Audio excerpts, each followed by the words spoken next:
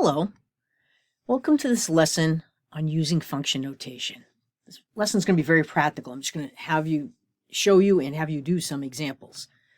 You may have already seen the lessons for this, but you may not have understood it. So the point here is to give you more practice after watching other lessons so you might understand the pieces you didn't. The biggest problem with function notation is students make it into something it isn't. This notation over here is not multiplying f times x. We read this f of x. And it means the function name is f. And it gives you instructions for finding y. So really what this means is y equals 4x plus 4 is your instructions for finding y. When I write find f of 7 after defining f of x this way, it means I've replaced that x with a negative 7. It's f of negative 7. I'm not sure I said that. And it also means, since I replaced this x, I also replace this x. So really what you're going to do is everywhere you had, to find f of negative 7, everywhere you had an x, you're going to replace it with a negative 7. So I just replaced this x here with a negative 7. So this becomes, instead of 4 times x, 4 times negative 7 plus 4. That's negative 28 plus 4, which is negative 24. All right, stop the video and try number 2 over here.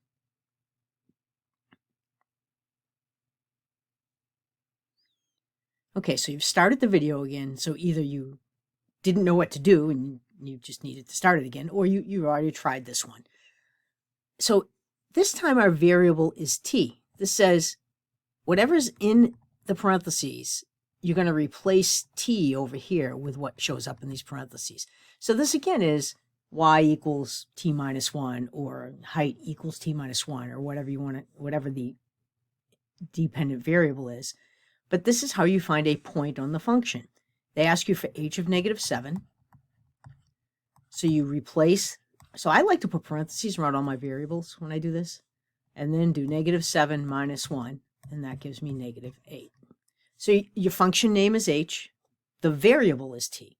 So the inside here just tells you in the equation you're about to see, the variable is t. Over here in the equation you're about to see, the variable is x. So for this next one, the function name is h, the variable is x. So what I see in parentheses with the h in the question, so this part over here is the question, it's just really giving me what x is. It's the same thing as if they said y equals x cubed minus 5x, find y when x is negative 2. I like this example because it gives us an example of the problems that occur when we use a calculator blindly. I said before, I like to put an x around, parentheses around all the x's. Now, the other thing is this negative 2 replaces all the x's, not just one of them. So then I get negative 2 cubed minus 5 times negative 2. Negative 2 cubed is negative 8. If you forgot these parentheses and did this in your calculator, you would have been okay because that's odd. But if this had been negative 2 squared, and you typed this in your calculator instead, you get different answers if the exponent is even and you forget to put negative numbers in parentheses. Be aware of that. So in this case, it's an odd exponent. It didn't matter that much. Negative 5, so minus 5 times negative 2 is negative 10. So this becomes negative 8 plus 10, which equals 2. All right, you try number 4. Stop the video and come back when you're done.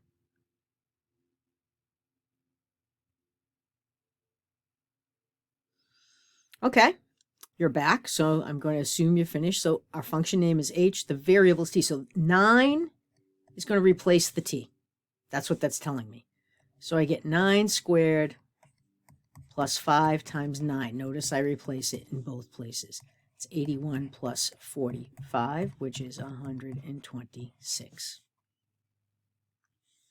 The next one has fractions. You can stop the video and try it yourself if you want, and I'm going to go through it. All right, so if you stopped and came back, good. If you didn't stop, this, my function name is g, the variable, so it tells me that whatever number's here, this is going to become t.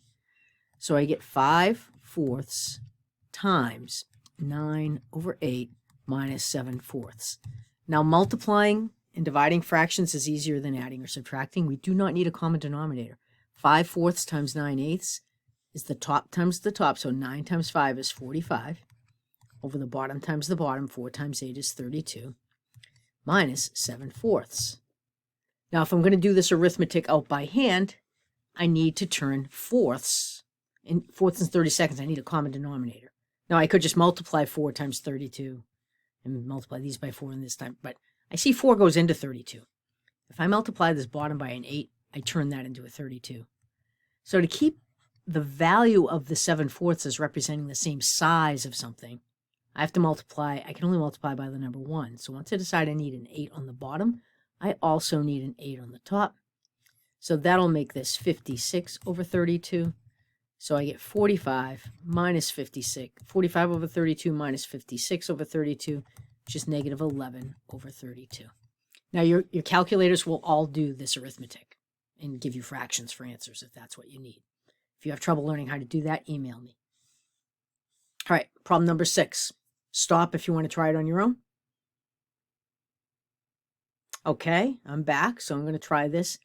In this case, the function name is f, and they're telling me the variable is a. So over here, I see this a. Whatever number appears in my question, find f of 9/8. I'm going to replace the a with that.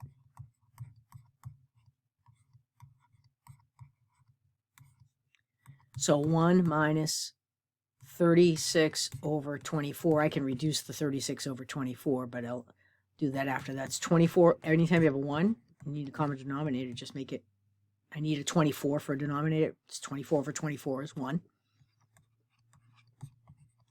That will give me negative 12 24ths, which is negative 1/2 when I reduce that. And your calculators will all reduce your fractions too. So learn how to use that fraction function in your calculator if you do not know. All right, and the last two, I zoomed out a little so I'd have some room to write. Absolute value function. So this again just says our function name is h. Don't look at the whole problem at once. Just, okay, function name is h. My variable is n. So I had h of n. So n now is going to be negative 2. I want to know what is y when n is negative 2. So I do absolute value of negative 2, and I get 2. Try this one over here. You stop the video if you want to try it on your own first. So my function name is p, my variable is x. So it defines p of x, or y, this is how I find y, is what it's telling me. And this is absolute value, sorry. And this says now so this, I see that's a 7, so it means replace the x with a 7. That gives me 2 times 8, which is 16.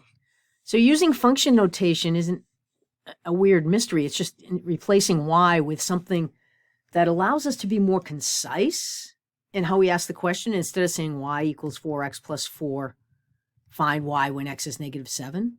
I can just define the function and say find f of negative 7, and then I could actually find f of 5, find f of 2, find f of 3. I wouldn't have to repeat that whole find y when, because that's what I'm doing. And it allows me to have different functions. I can use different names. If I always used y, and I had several different functions in my problem, I would have to do something to label them y1, y2. This allows me to name them with different letters. If you do coding, you might even use words like the mean of x, if x was a bunch of values or an array or a matrix, or anything else you want to calculate. You would sometimes use words as your labels for what you're calculating, and this is kind of the start of that. All right, I hope you found this helpful. Email me and ask me any questions you have. See you in class.